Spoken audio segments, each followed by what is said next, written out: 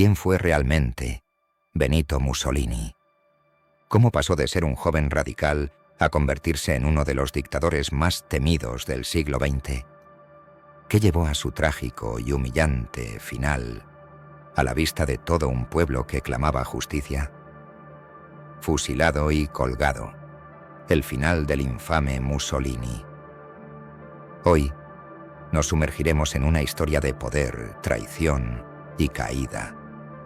Prepárate para descubrir cómo el primer fascista del mundo escribió su nombre en la historia para luego ser borrado de la forma más brutal.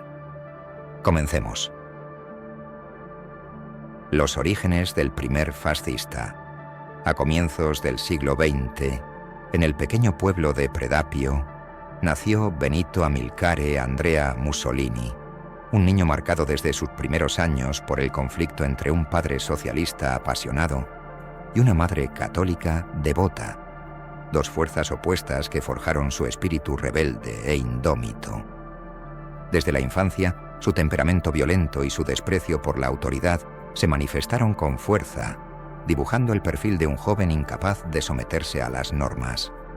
Buscando escapar de las limitaciones de su entorno, emigró a Suiza, donde abrazó los movimientos socialistas revolucionarios, perfeccionó su talento para agitar multitudes y descubrió en la retórica incendiaria y la prensa combativa las armas con las que años después gestaría el germen oscuro del fascismo.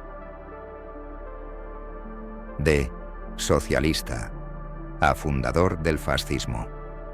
En sus inicios como activista socialista, Mussolini luchó por la igualdad y la justicia social, editando periódicos radicales y organizando huelgas desafiantes.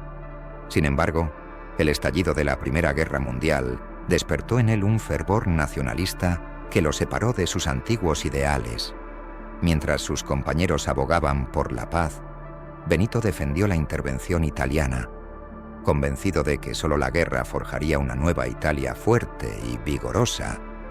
Al comprender que las masas respondían más al orgullo nacional que a las promesas de justicia, rompió con el socialismo y dio vida a un movimiento nuevo, brutal y absoluto, los Fasci di Combattimento, la semilla de un régimen que transformaría para siempre a Europa. La marcha sobre Roma y la consagración del tirano.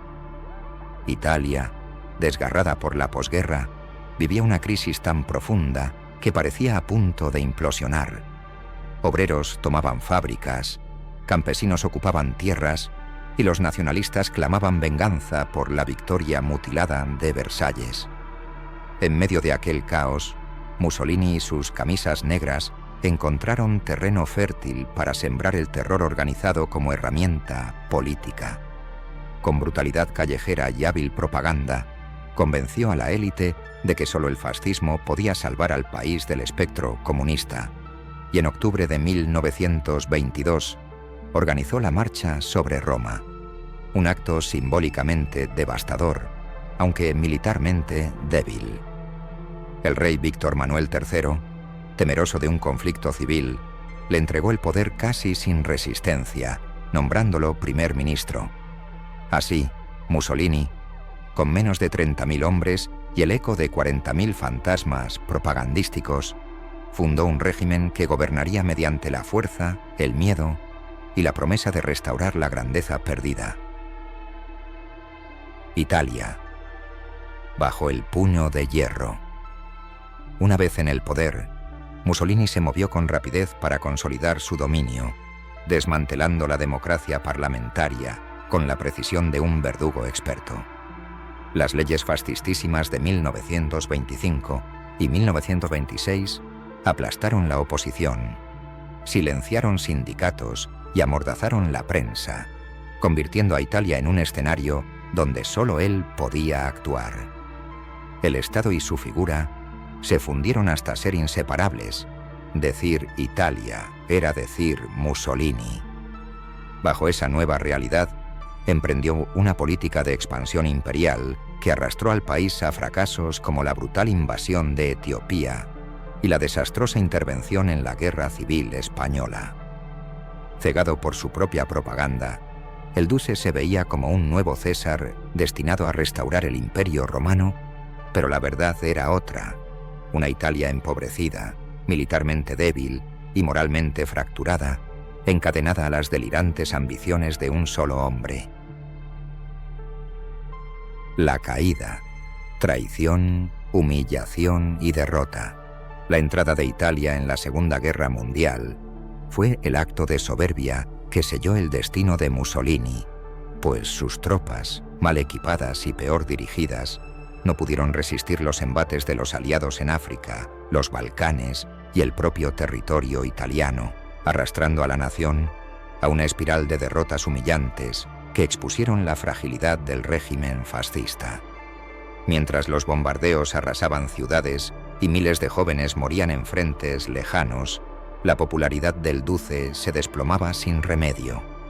Sus antiguos aliados, temiendo la ruina total, comenzaron a conspirar contra él. Finalmente, en julio de 1943, el Gran Consejo Fascista lo depuso en una votación histórica, y el rey Víctor Manuel III, el mismo que le había entregado el poder, ordenó su arresto. Desde entonces, Mussolini dejó de ser el titán de las multitudes para convertirse en un prisionero patético de su propio fracaso, rescatado fugazmente por un comando alemán solo para encabezar la moribunda República de Saló, un estado fantoche sostenido por las bayonetas nazis y condenado a una agonía ignominiosa. El infame final, fusilado y exhibido como un trofeo. En abril de 1945, con los aliados y partisanos cercando el norte de Italia, Mussolini, consciente de su destino, intentó escapar disfrazado de soldado alemán, acompañado de Clara Petacci y unos pocos leales. Pero su huida terminó en Dongo, donde fue reconocido, detenido y condenado de inmediato por los partisanos, que veían en él el símbolo viviente de la traición y la miseria de su patria. El 28 de abril, sin juicio ni ceremonia, Mussolini y Petacci fueron fusilados junto a un muro en Villa Belmonte. Sus cuerpos, tratados como despojos, fueron trasladados a la Plaza Loreto de Milán, el mismo lugar donde sus camisas negras habían colgado cadáveres de opositores años antes, cerrando así un macabro círculo de violencia.